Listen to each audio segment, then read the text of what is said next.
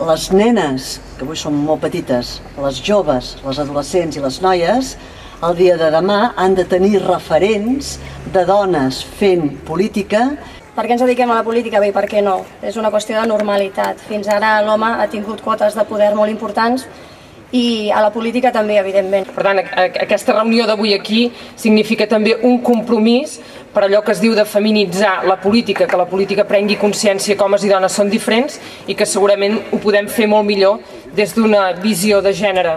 Hem anat assolint poquet a poquet espais de visibilitat que ens ha costat molt.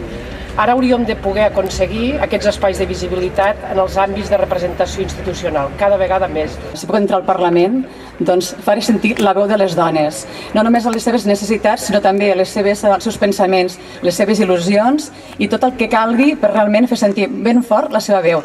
Ja se sap i ja s'ha dit que les dones aporten a la política uns valors molt diferents, uns valors de lideratge basat en el consens, basat en uns àmbits de decisions molt amplis, basats en una forma de fer molt dialogant.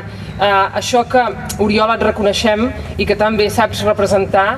Aquests valors que s'han de transmetre en el món polític i dels quals a mi m'agradaria pensar que en part, malgrat que el fet que no tinc la sort de ser una dona, doncs en part sí que els encarno i els vull representar i que me'n sento molt orgullós i a vegades em diuen que faig una política molt en femení, cosa que m'omple d'orgull. Doncs ens agradaria que totes aquestes aportacions que fan en tots aquests àmbits també les poguessin fer en els àmbits de la política. Les dones som una majoria i això és innegable, per la qual cosa, vivint en el temps que estem, nosaltres vivíem tota la normalitat i creiem que les polítiques haurien de fer de la mateixa manera.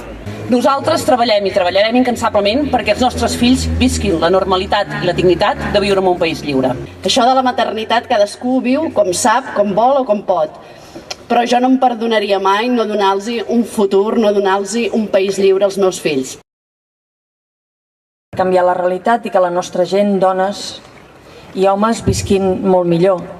Però jo voldria fer un recordatori. El 25 de novembre no només hi ha unes eleccions al Parlament, sinó que el 25 de novembre de cada any es commemora el Dia Internacional contra la Violència envers les dones. Jo estava convençuda que les dones de la nostra generació ja ho teníem tot guanyat, o sigui que no ens caldria lluitar, però també em pensava que vivíem en un país normal, fins que també vaig descobrir que no.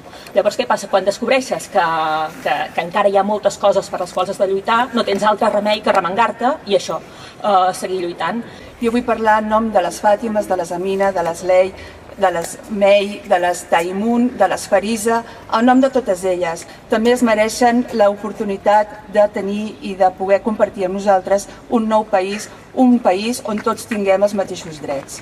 I per tant, des d'Esquerra Republicana, atès que tenim l'oportunitat de construir un país nou, voldríem fer aquest país i garantir-ne també aquestes qualitats i aquests valors que les dones també representen en tants àmbits de la vida i que nosaltres volem que representin també en els àmbits de la política i en la construcció de la Catalunya independent.